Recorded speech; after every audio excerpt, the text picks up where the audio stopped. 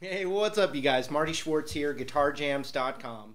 Basic kind of guidelines to help you get switching these open cowbell chords as quick as possible.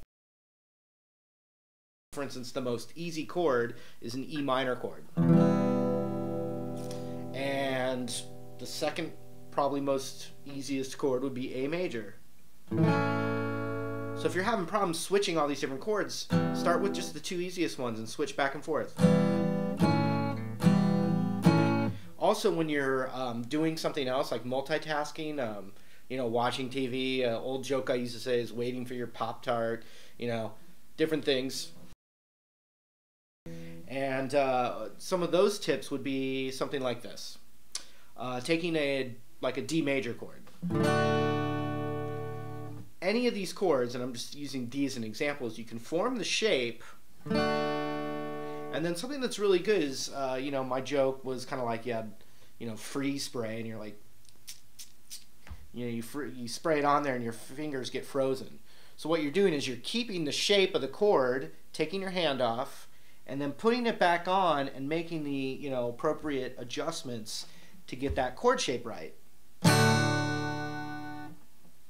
You know, you could just literally take it a little bit off, put it back on, take it off, put it on, so forth, and so on. You know, shake your hand out, try it with a different chord. And what you're doing is you're getting that muscle memory going. Besides just always forming the chord, you're also, when you do that and you're trying to keep the shape, your body is, your brain and your fingers and everything are remembering it quicker than if you just formed the chord and strummed it.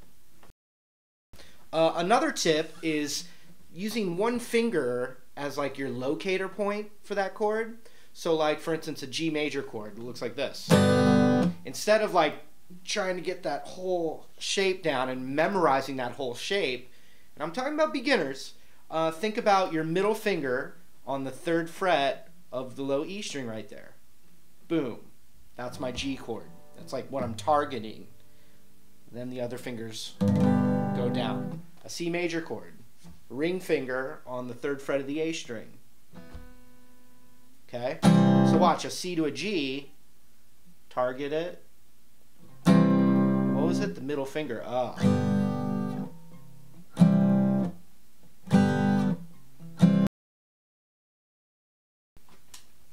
Is that target note in particular, you want it to be the finger that's the closest to this portion of the neck.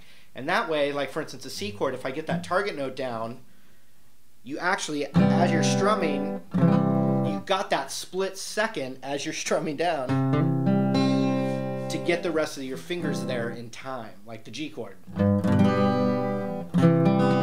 You know, as you're forming it, even if it's a split second, I mean, I'll take it. I'll take that split second. You know what I mean? So let's recap the tips. One tip is to limit the amount of chords you're practicing. Start with the 2 basic chords, or take 3 chords and switch them in different orders. The next tip is to form the chord shape and take your hand off and put it back on. Do it with the chords. That'll help.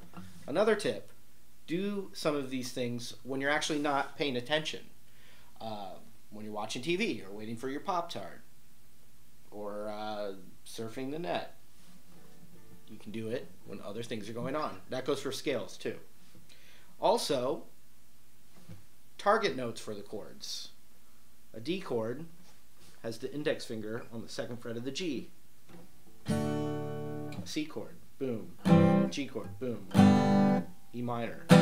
And obviously this is just to get you going. These are tips to get you going. I don't do it that way anymore, but these really help. Okay? Alright, so just those are some things that I would tell you if I was talking to you in person and you asked me that. So I hope some of these ideas are able to kind of kickstart you, and just remember, everyone was here. I remember being in the same position, and I would say it just takes a little patience, but once you can play like 4 or 5 of those open chords without having to struggle, the rest is fun because you can play a million songs with those easy chords.